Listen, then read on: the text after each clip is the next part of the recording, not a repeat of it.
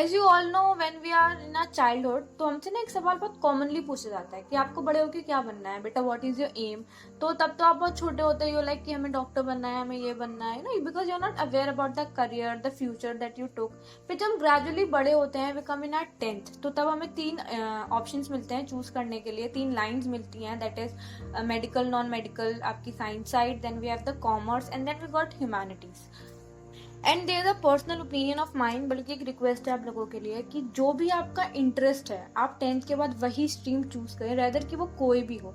Don't come into the influence और बल्कि pressure of anybody around you.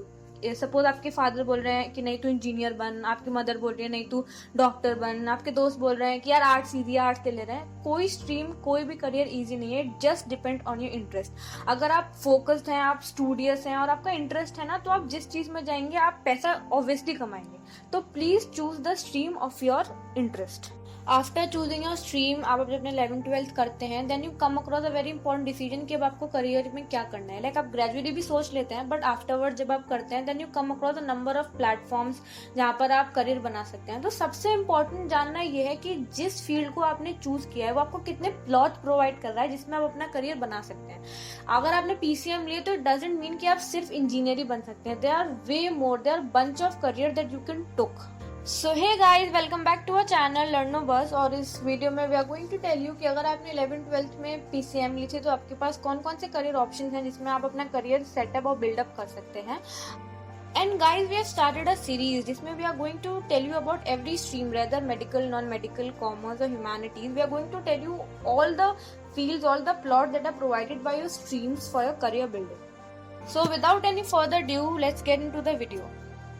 So these are the options जो आपको मिलते हैं if we have took non medical in your 11th and 12th. So in further video we are going to tell you कि इसमें क्या क्या होता है, what is these options are all about. So firstly let's talk about engineering. और मैं आपको एक बात बता दूं कि मार्केट में दो टाइप की डिग्रीज अवेलेबल है। एक तो आपकी प्रोफेशनल डिग्री होती है और एक आपकी एक नॉर्मल डिग्री होती है, जो ये आपका BSc और BCom, BBA, BA, ये आपकी ग्रेजुएट डिग्रीज है जो आपको कॉलेज से मिलती है। बट जो प्रोफेशनल डिग्रीज होती हैं उनकी मार्केट में वैल्यू ज्यादा है, आपको पे अप ज्यादा मिलता है, बिकॉज कंपनीज और जो मार्केट है वो आपको वो चाहता है, बिकॉज आपको ये वाली डिग्री वाले लोग बहुत मिल जाएंगे। मतलब सबने BCom वगैरह की होता है, लेकिन जो प्रोफेशनल डिग्रीज वाले होते हैं वो थोड़े कम होते हैं। इधर जो एम्प्लॉयमेंट का रेशियो है वो इवेंचुअली ज्यादा होता है। The first we are having the engineering. Engineering is the most common known career which you come across when you opt non-medical side in your 11th and 12th. ये एक professional degree है, एक professional course है, 4 years का होता है। और अगर आपको किसी भी अच्छे गवर्नमेंट कॉलेज से इंजीनियरिंग करनी है तो उसके लिए उनकी जो रिक्वायरमेंट होती है वो बेसिकली JEE मेंस का पेपर होता है। और अगर आपको किसी अदर कॉलेज से इंजीनियरिंग करनी है जो प्राइवेट एक अच्छा कॉलेज है, तो उनके खुद के एग्जाम्स होते हैं, जैसे कि CO, MET के, बिट CAT, UPSC, उनके खुद के एग्जाम्स होते हैं जो आपको क्लियर करके उसमें एडमिशन लेना पड़ता है। अगर आपको IIT से इंजीनियरिंग करनी है तो उसके एडमिशन के लिए प्रॉपर प्रोसेस होता है, लाइक आपको पहले JEE मेंस के पेपर देने पड़ते हैं, देन JEE एडवांस के। और इंजीनियरिंग में काफ़ी फील्ड होती हैं, तो जो फील्ड्स होती हैं वो है computer science, IT and ML, mechanical engineering, civil, aerospace, chemical, petroleum, robotics, machine and artificial intelligence. But every field have its own scope. Like computer science का मार्केट में थोड़ा ज़्यादा स्कोप है। सी हर करियर डिपेंड करता है आपकी hard work और आपके इंटरेस्ट के ऊपर कि आपने कितना पुट ऑन किया है। मैकेनिकल इंजीनियर, सिविल इंजीनियर्स बहुत हैं, अगर आप उस चीज़ में परफेक्ट हैं तो ऑब्वियसली आप एक अच्छा करियर बिल्डअप कर पाएंगे और आपका एम्पायर बहुत अच्छा हो पाएगा। Next we are having the BSc। ये एक बहुत जनरल डिग्री है जो अंडर ग्रेजुएट की डिग्री है। इसका ड्यूरेशन 3 years का होता है।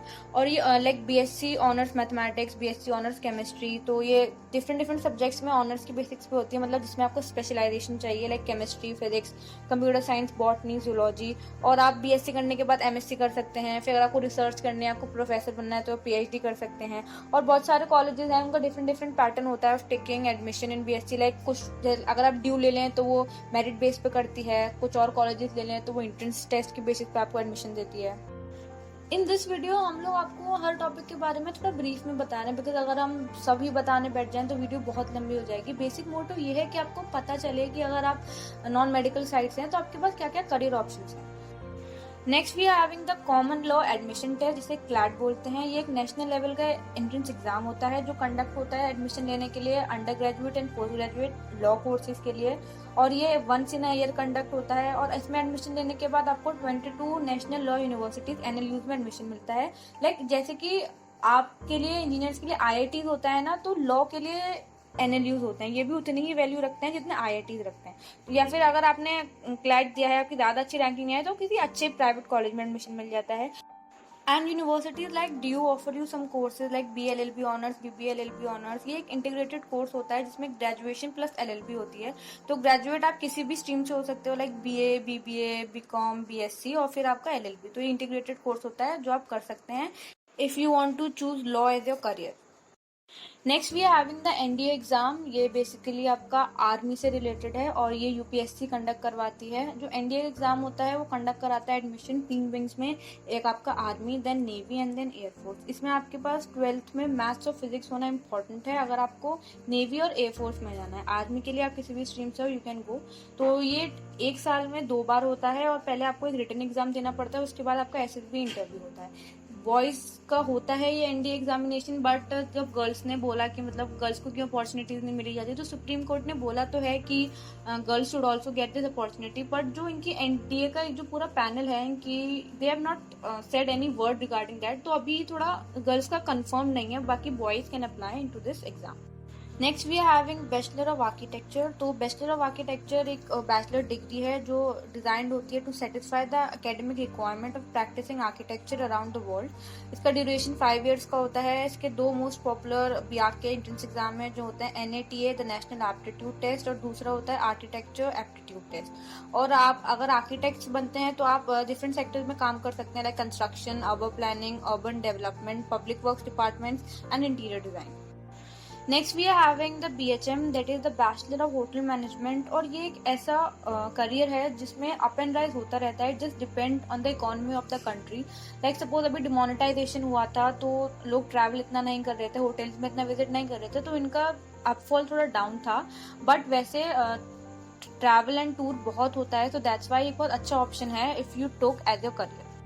इसके भी काफ़ी विंग्स होते हैं, लाइक आप शेफ बन सकते हैं, house keeping and then receptions वाला सीन। तो बेसिकली ये एक 3 इयर्स की ड्यूरेशन की डिग्री होती है जो आपको हॉस्पिटैलिटी और ट्रेवल फील्ड में कराई जाती है। आप किसी भी स्ट्रीम से हो, 12th में ह्यूमैनिटीज़, कॉमर्स और साइंस, आप एलिजिबल होते हो ये कोर्स परस्यू करने के लिए। और इसमें 2 तरह से एडमिशन होता है, आपका मेरिट बेस्ड या फिर कोई एंट्रेंस होता है जिसमें आप IHM से आप जा सकते हैं। Next we having the CPT which is also known as the commercial pilot training course. और इस कोर्स को आप तभी ऑप्ट करें जब आपके पास एक बहुत अच्छा इकोनॉमिक बैकग्राउंड है, लाइक आप अच्छा नहीं बल्कि बहुत अच्छा, बिकॉज इसकी फीस बहुत ज़्यादा हो जाती है। The packages near go about ½ crore and in crores. Like कुछ इंस्टीट्यूशंस हैं like Indira Gandhi Rashtriya Uran academy charges 50 lakh for the whole course, where as the CAE NFTI जो है national flight training institute, 42 lakh charge करते हैं plus the applicable taxes. So basically ये आपका करोड़ में भी पहुंच जाता है। इसमें आपको प्राइमरी और इंटरमीडिएट स्किल्स दिए जाते हैं एयरमैनशिप के, और ये 15 मंथ्स का कोर्स होता है इंडिया में। Next we having the mass communication. और ये एक ऐसा कोर्स है जिसमें आप किसी भी फील्ड से हो आप इसमें जा सकते हैं। और आपको मालूम है इस प्रोसेस में इम्पार्टिंग और एक्सचेंज होता है इन्फॉर्मेशन का through mass media to large segments of the population. और ये प्रैक्टिस होता है बहुत सारे मीडियम से, like radio, television, social networking, billboards, newspaper, magazine, book, films और इंटरनेट ऑब्वियसली। और इसमें अगर आप एक प्रोफेशनल कोर्स करते हैं तो ये आपके करियर डोर्स खोल देता है फिल्म में, TV में, publishing, public relations, journalism, editing, direction, as a anchor in a good show, film making, script writing, there are number of careers that are open if you took mass communication.